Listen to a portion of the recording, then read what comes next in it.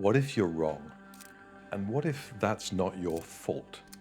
You see, you've been sold a lie. In fact, you've probably been sold a whole bill of lies. Lies about your leadership, lies about strategy, lies even about success and about authenticity and about certainty. I'm Karl Martin, and this is The Truth About. We're going to explore and expose some of these concepts, and we're going to get to the truth so that you might lead from a deeper place.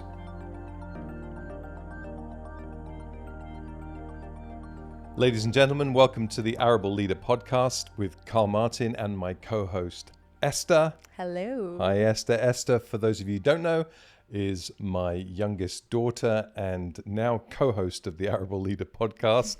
And we're investigating a series, or starting a series, that we call The Truth About. And it's designed for us to provoke you, in fact us, to have a conversation about some things that we might see in one way, but we could see in another, and might change perspectives and therefore change actions. So Esther, what's the title of today's podcast? The Truth About Authenticity. Wow. And I'm really excited about this because I do think that one of the deepest desires of my heart is to be authentic and to be seen as being authentic, which we can get into later. But I think I get it really wrong, and I have got it really wrong in the past. Wow. So I think this is an interesting conversation. Yeah, brilliant. I'm looking forward to it too. And it's massive, right? It's a massive conversation because in a digital AI, photoshopped, touched up world, the desire of, I think, of every human being to show up with authenticity, integrity, truth is massive. And it's probably the thing that's going to help us stand out from AI in the future, because you can't really fake truth and authenticity. Something that is real is in opposition to the thing that's faked. And I guess the conversation we're about to have is so, it's like that enigmatic thing that we all know we want it, and we're trying to grasp to try and find how we get it. And every time we say we've got it, we perhaps have missed it. It's like that, the dodgy guy in the London market with the fake watches who's going authentic, genuine, authentic, Genuine. Right? And the more that someone says genuine, authentic, it's like so not genuine, authentic. It's fake. Yeah. So that's the conversation we're going to have. And do you want to take us away? I think that when I walk into a room, I want to be the best version of myself that I can be. Yeah. I want to present this image of confidence, of competency. I want people to see me as the version of myself I want to be. I want to be proud of myself, and I want to be respected. But I also so want to be authentic, and I so want people to think, oh, she's real. Yeah. And I think those two things are working in opposition to each other. Yes. And I think, some help around how I can marry those, or which one I should desire more, how to be authentic. Yeah, well, I guess let's start from the perspective that two things can be true at the same time. We don't have to live in this binary world whether I'm either totally authentic or I'm totally likable and I'm totally playing the context in the room. Both things can be true. You can be exactly who you are, and you can present the best possible version of that into a space, and it's not wrong. And I guess the secret around that, if there is a secret, is the more you know yourself, the more you really know yourself, is the extent to which you can be grounded and centered, and therefore really confident in the space to handle that tension. It's not a balance, it's more like a tension. I'm going to be extremely who I am, and I'm also going to be extremely what I need to be in this space to make the space work. And the more that you're able to, as we've said before, put the fish on the dish and go, this is who I am, and this is how I am, and this is why I am, and this is what it looks like to be the best possible version of me. And this is where I have intentionally been fake. And this is where I have unintentionally become fake because I've embraced something that somebody else wants. I mean, the psychologists will talk often about the unconscious you and the conscious you, and how much bigger the unconscious you is than the conscious you. And the secret to you knowing you is making the unconscious conscious. Or they talk about the ego, the idealized ego, and the shadow. And it's not that you don't have things about you that you dislike. You do, right? There are things about you go, I wish I wasn't like that. I wish I could be more like this. The secret to you being able to navigate all that stuff is becoming self-aware,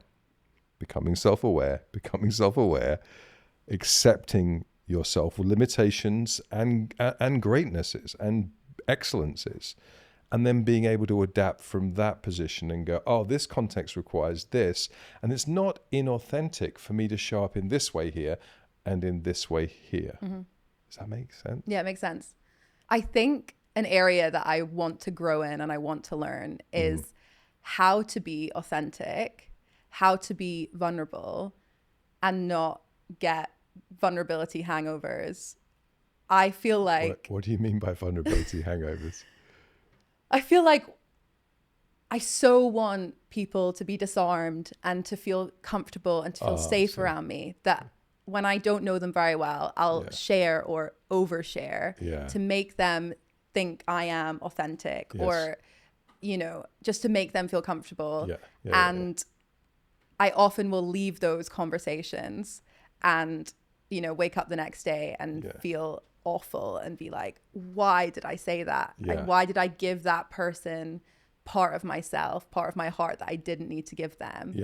And that all stems from my desire to be seen as authentic and to be seen as real and vulnerable. And I think my question to you is, where do I place those boundaries? Because I don't want to lose that part of myself. But I don't want to give parts of myself away that I don't need to. Yeah, totally. I mean, I think there are two parts to the question, and we'll play around and wrestle with these in the next few minutes. But there's a relational part to the question: who are my safe people, and how do I know where it's safe to do what? How do I contextualize conversations? How do I show up in different environments? Because the way we show up and our authenticity and our integrity, both of which I think are really important in this conversation, I would categorize them as your truth, your true, right? Your true is how authentic I am to the person that I was made to be, how I show up, what it feels like to be the other side of me, that stuff. Integrity is the consistency with which I show up. It's, am I the same person in every environment? When you see me at my worst moments and my best moments, do I bleed the same stuff? And trust flows from that true thing. And true is really important. So this is a conversation about true, really, the truth about true, because your truth will judge goodness and your goodness will judge beauty. In other words, it's not good unless it's true, right? And it's not beautiful unless it's good. And so if you keep showing up in a fake way, or putting on a mask, or pretending, or you're telling an untrue story to yourself, or you're telling an untrue story to everyone else, it can never be beautiful. It just can't be beautiful. And so this is so vital as a conversation. And I would say there's a relational conversation. How do I show up? And then there is a digging conversation, a discovery conversation, an awareness conversation. How do I get to the root and the core of who I really am and what it really means to be me? And that's so nuanced and so challenging and so important at your age that you do it, because otherwise you're always playing catch up when you get older, and you're so layered with narratives that sometimes don't even come from you. They come from your family, they come from your culture, they come from your experiences, that it's very difficult for you to even know who you are. And so you're always going to play a game, and therefore there's always going to be something off. Right? That's the thing. So let's if you up for this? I'm up for anything. well, not quite actually. I don't know. Let's start with really going after the how do you get to the root of who you are, Yeah. right? And I think there's a ladder that you built. I think it goes honesty, humility, wisdom, right? Honesty is a real hard forensic look at who you are as a person, right? And I think that comes from identifying your nature and your nurture. It comes from looking at your culture around you and understanding there are certain nuances to every culture. For example, we haven't got time to go into it, but for example, where we come from in the UK and in Europe, that we tend towards a philosophy of lack or a philosophy of poverty. So you were taught, sometimes by us, but often by your culture. Yeah. Don't get ahead of yourself, stay in your lane, don't get beyond yourself, sit down, be quiet, don't reach too much, don't reach too hard. You know where you exist and you're limited, right? And if we have a culture of tall poppy syndrome. If someone gets too high up, we cut that person off. We want everyone to be on the same level. Yeah. It leads to a kind of almost socialist kind of manifesto in the culture, and it comes from what we did at the end of feudalism in Europe. We said, we don't like lords, we'll all be peasants. Everyone will be on the same level, right? Americans did the opposite agreement, the opposite covenant. No taxation without representation. We don't like peasants, we'll all be lords. So the pervading cultural challenge in the US is a challenge of prosperity. Everyone can have chase the dream, become whoever you want to be. You can do whatever you want to do. Now, it's BS that you have to stay in your lane. It's BS that you can be anything you want to be. It's just not true. It's not true. Yeah. And so understanding that's the culture that you're growing up in is helpful for you to navigate how I show up and who I am. Understanding your family of origin and understanding my issues is helpful for you to understand your issues. Yeah. Understanding where I've got things wrong, or mum's got things wrong, or your grandparents got things wrong. Understanding your history and your timeline and your high points and your hard times and your heroes. Yeah. That's going to really help you begin to go, why do I show up the way I show up? And then probably the biggest, go on. Well, you were telling me about Granddad the other day. Yeah. And what he spoke over you and how that affected you. And I think it's actually a really helpful image. Understanding that what is spoken over you, unless it's filtered by you, will live within you. Gosh, that sounds good, doesn't it? And understanding that my dad, exactly. My dad would say to me on one occasion, he said, look, Karl, he was a speaker and a preacher. And he said, Karl, you're very like me. You're incredibly inspirational in the way you talk, but you're never going to be wise, just like me. You're not one of these guys that's got all these deep thoughts. You're just going to be passionate and inspirational. And I lived for 10 years with that idea in my head. I got invited to speak at events, and I was always the passionate guy that was calling people to action. And I believed in my heart that I would never have an original thought. I'd never be wise. It was always someone else's thought that I would be impassioned about. What I began to realize is that was his stuff. It's what he believed. Yeah. And it wasn't my stuff. And actually, I'm building a business based on wisdom, because I believe that's who I was made to be someone who was able to take difficult thoughts and synthesize them and make them simple for people so they can apply them to life. And I think that's what wisdom is. So understanding your family of heritage, understanding their stuff is helpful. The most helpful thing of all, though, is understanding that you are not your personality profile. You're not your Myers-Briggs. You're not your Enneagram. You're not none of those things are actually the truth. Do you hate personality profiles? No, I love them. I know all of them. I'm an ENFP. I'm a 3-wing 2. I'm I've got red and yellow. 8-wing 7 over here. 8-wing, yeah, it's very obvious. But exactly to my point, the problem with personality profiles is we use them as shortcuts to understand ourselves and understand people. The problem with personality profiles is we can build your whole life based on an archetype that is absolutely cannot be true. There are billions of people in this world, and every ENFP is different from the other ENFPs, right? There are some general characteristics, but it's not the truth. It's a lens. And how you show up owes, I think, significantly more to the ideologies that you have believed and you stand the weight of your life on, and where they come from. And they often come, and they're often affected by the injuries that you received, the wounds that you carry, the times when people said things over you that they shouldn't have said over you, the pain that you have, the limp that you've got, the overreactions that you get to certain things, the triggers because of what happened to you, and the influences that you've made important in your life.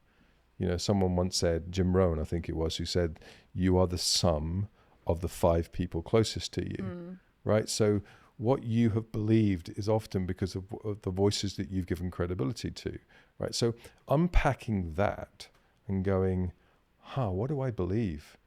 What's really important for me? What do I stand the weight of my life on? What do I die on a hill for?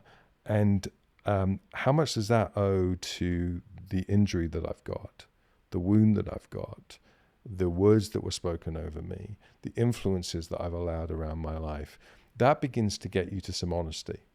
That's who I am.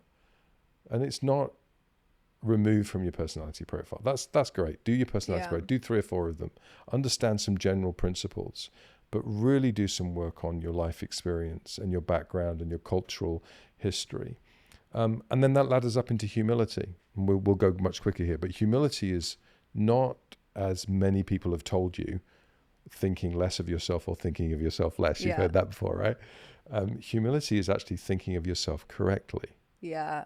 It's just going, I'm great at these things, and understanding what moves you, what fits you, what fills you, what you're passionate about. I'm great at those things. That's my unique contribution, and I'm crap at these things. I shouldn't do these things. Why am I doing these things, right? And then and laddered up to wisdom. And wisdom is just knowing, I think in its simplest terms, it's knowing what is yours to do, apply, and go after. It's knowing what is someone else's to do, know, apply, and go after. And it's knowing what is God's to do. Yeah. And therefore you have no control over it. You should back off and not have anything to do with it. So, that's a long-winded way of saying understanding that. Oh my goodness me, that's gold. Yeah. The moment you can say, I know who I am, I really know who I am at the core of who I am, then you can walk into a room and riff. It's like jazz, right? The best jazz musicians are the best trained musicians because they know the rules. They played the rules. They've done the work. They've dug. They've really gone after it. And then they can play anything anytime. They don't need music. And so understanding the rules of getting to true and getting to authenticity, so vital. Then you can play every room. And you understand how to be. Yeah. I think something you said was quite interesting in there. Ego. I have been part of the workforce for maybe 18 months. That's just not true. For a few years now. And I think that I didn't expect my ego and other people's egos to be such a huge feature of my work life. Yeah. It has actually been quite shocking to me. Yeah. I feel that obviously I have an ego and I want to die to self and I want to be, an incredible person, all that stuff. But we've got to be honest, we've all got one. Yes. But actually, I found managing other people's egos to be one of the hardest things about work. Yeah. And my question for you is around how can I be authentic and honest and kind while trying to manage someone else's ego? Because I feel at times I can be deceptive to get things done. I try and play around the ego. I offer them something I know they're going to say no to, so that they've at least said a no, so that I can slide in what I really want underneath. You've got to play with it, dance around. This is going live. Everyone knows now. But I found it remarkably difficult and shocking. And I think, the questions around how can I be authentic while trying to manage someone else's ego. Yeah. Have grace for it. Have grace for it in yourself. Have grace for it in others. It's part of human nature. Everyone you meet is both beautiful and broken, and understanding it in yourself and addressing firstly all issues in yourself and going, the only thing I really have control over is how I show up and how I respond. Yeah. If I respond with integrity and authenticity, if I respond out of the core of who I am all the time, then life just goes better for me. That's the first thought. Have grace for yourself and have grace for everyone else, and recognize that they're no different to you. Yeah. And understand that whilst it always feels personal, and probably is personal, not to take it personally, because, most of the time people are just defending themselves. They're just basically, life is difficult, life is tough, it's complex and nuanced. They're having a bad day, someone, cut them up in traffic, they've got a problem at home, their relationships aren't going the way they want to go, and they're showing up, and they're automatically, because of the way the brain is wired, defensively, negatively, they're looking for problems, they're covering their backs, they're looking for their exits, and they're fight, flight, freeze, right? And so they're defending their egos. People defend their egos in different ways. Sometimes they posture up, sometimes they posture down, sometimes they close off, but they're always, they are, we're always defending our egos. And so understanding that will give you grace for it, and two very practical things that I found helpful. Assume clumsy, not malice. It's good. Right? They may or may not have meant it the way it came out, but it doesn't gain you anything to assume they were out to get you and therefore to find yourself in a fight with them. Yeah. Assume it was clumsy, not malice. In Scotland we talk about play the daft laddie. Right? Daft laddie. Play the daft laddie, right? Just assume everyone loves you all Right. the time. And then it will be, it's a really bad Scottish accent, but I'll do it for you. Assume everyone loves you all the time. all the time, Yeah. aye. And that will go better for you. And then the second thought, and this is harder to do, but never defend yourself. Just never defend yourself. And it's super hard to apply, but it's super powerful when you do. If you become defensive and defend yourself against someone else's defense of their ego, you both find yourself in defensive positions from which you cannot move. And you can't build the relationships you need to build. You can't deal with conflict. You can't actually become a team in those instances. So every time you refuse to defend yourself, and instead of defending yourself, you gently and kindly explain yourself, you offer an opportunity for the mirror reaction in someone else. And when you get a mirror reaction of non-defensiveness, now you've got an opportunity for relationship, and you can start to build authentic, integrous relationships, which actually change everything. So I hope that helps.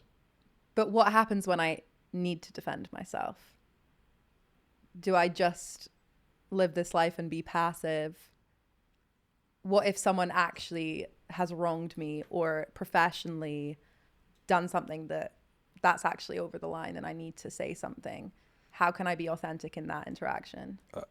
Well, I would say yes, absolutely. There are moments when you do have to defend yourself. But if you take the posture of I'm not going to, it becomes the last resort. Right. And the last resort is useful as long as it's a last resort. And when it's a last resort, it still needs to be dispassionate, clear, and a response, not a reaction. Right.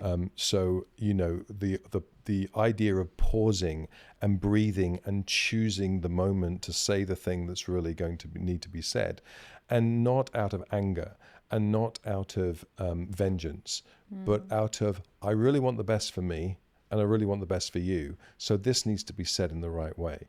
And then, of course, there's the extreme where you just have to punch someone and run away. But we don't condone violence. We don't condone that at all. But in self-defense. Plausible deniability. Yeah, I never said that. I think this is really a conversation about integrity, right? Mm-hmm. And that can often be a frustrating thing for someone at my age, because I totally understand and I can totally see that the more you show up, the more consistent you are, the more authentic you are, the more you show up as your authentic self, then you are respected as an authentic person. Right? Yeah. How do I do that now when I'm like, I want to be respected right now. Respect me, Yeah, but it doesn't take that long. It really doesn't take that long. People are not stupid. You give off pheromones, right? People can smell, taste, feel, think, understand integrity and inauthentic behavior. You can tell it when people are walking around, right? And so it only takes 3 or 4 different interactions with someone in different contexts to know, I got you. I can see you. And when no one's looking for perfection, because that would be inauthentic. Right. Everyone knows that you're both brilliant and broken. They know that about you. And so if they see a perfected face and a perfected behavior and you never do anything wrong, that's as inauthentic as anything, and people don't trust that either. And so it doesn't take a lot for me to see you in different environments to say, I've seen you, and now I trust you. And then trust is ultimately how all relationships are built. It's the currency of great teams, and that's what we're aiming at right now. So I think a huge question I have is, we see people who show up well, and are doing all of this stuff, leading organizations, look great, and then suddenly, out of nowhere, disaster strikes. Yeah. Failure of leadership, fall from grace. Why does that happen? Well, I think it refers back to the conversation we had earlier around honesty, humility, and wisdom. And the fact that many people haven't done the deep dig. They haven't worked hard on themselves. They haven't excavated why they show up the way they show up. They haven't dealt with their pain or their problems. And the problem with that is the moment they find themselves on platforms with power, that just magnifies pain and problems. It makes it bigger, it causes difficulty for people. People get hurt by the shrapnel of broken lives who haven't dealt with their stuff. And these things will come out. The things that you're aware of in life, you have choices around. Yeah. The things you're unaware of control you and control the outcomes and control how you show up. And eventually it will show up. Eventually the pressure that comes on a leader's life will show up in some way. People have talked about the sinkhole syndrome, by which they mean, when you're in a city, you see great streets and great buildings and parks and then suddenly one day a sinkhole will appear in the street, and no one saw it coming, and a car will fall into it, or a building, if you're unlucky, falls into it. And it's because under the surface of a carefully manicured street, or a carefully manicured life in this instance, there has been decay. There has been erosion, the dripping of water, the pain that never got dealt with, the wound that still bleeds over everybody else, the wound that never got healed, the problem, the character fault that never got addressed, and someone got promoted through the ranks and they had never understood who they were, and they'd never been able to be vulnerable and transparent and build trust. They just got put in a position, so they didn't process any of that stuff. And so that, I think that's what happens, and that's why it's absolutely vital that the conversation we're having right now starts at your kind of age, where people can go, well, this is who I am. Yeah. Warts and all. I got stuff, right? Yeah. I got issue. You got them too. Yeah, we got that stuff. And therefore, I'm going to put it on the dish, deal with it. Fish on the dish. Back again. Back again. We're going to deal with it. We're going to have a conversation. Yeah. I'm gonna see if I can expose it so it gets healed. Yeah. And I'm gonna build community where I can be accountable for the stuff that I have a predisposition to, because we all have predispositions to a certain faults in life, right? So that is why that happens. And it's why I think it's why your generation is crying out for authenticity, crying out for integrity, because it sees fake, it smells fake, it sees fake, and it doesn't know what to do with that, because some of that fake is their leaders. Yeah. I think a really helpful phrase that you said to me in my teen years, which has stuck with me. I'm sure there were some unhelpful ones. Many, but yeah, there's no secret that I wasn't the easiest teen to parent. And in my unrefined version of myself, we'll call her, I would, be a bit rude. And I remember you saying to me multiple times, you just don't know what it's like to be the other side of you. Huh. And little did I know you were actually coaching me. I don't think you even knew in that moment. But that has been, you're just, yeah, I was going to say pissed off, but we can bleep that. That has stuck with me. Yes. Because it's that self-awareness that I think is something I'd love to talk to you about, because it was huge for me to realize that there is the other side of me. Yeah. That how people respond to me is actually how I show up. Yes. That I need to think about that. Yes. And that was actually a huge revelation and has helped me. So that specific phrase, I'd like you to talk about. Well, I just think it's vital. Not only is it vital for every individual to work out, because it's very hard to know what it feels like to be the other side of you, because we all have these Pollyanna versions of ourselves that we show up to the world with our idealized ego. We want people to see certain things, and we think it's landing in certain ways. Your ability to live your life in community, honest community with people who tell you the truth is massive in this. I always talk about, you need 3 people in your life. You need someone you sit at the feet of who tells you the truth. You need people who look in the eye of who tell you the raw truth. They're your mates. And you need people you pour yourself into because you want to become the truth for those people. And so your ability to ask questions of people who are close to you about how you show up is, I think, both vital for your growth and the antidote to a selfish you're the project syndrome. You do you. You used to say that to me all the time. You do you, Dad. And what you meant what you meant was, I'll do me, butt out. Right? You didn't mean you do you. Get out of my face. Exactly. And I think you recognizing that you have a responsibility not just to show up with integrity and authenticity, but to show up in a way that lands well with the people around you is the antidote to selfishness in this regard. So being aware so that you might accept yourself, so that you might adapt to be able to fit into the right places at the right times, so that you might act in a way that's wise, is a really powerful timeline in that stuff. So, integrity, authenticity, being true is, I think it's one of the most powerful conversations that any of us could have at this moment in time, particularly in a fake, digital, AI-driven world, which is no disrespect to the digital world or the AI world. It's just, what role is there for humanity to be really humanity in this moment? It's being able to show up with our true brokenness, our true brilliance, and with our best selves.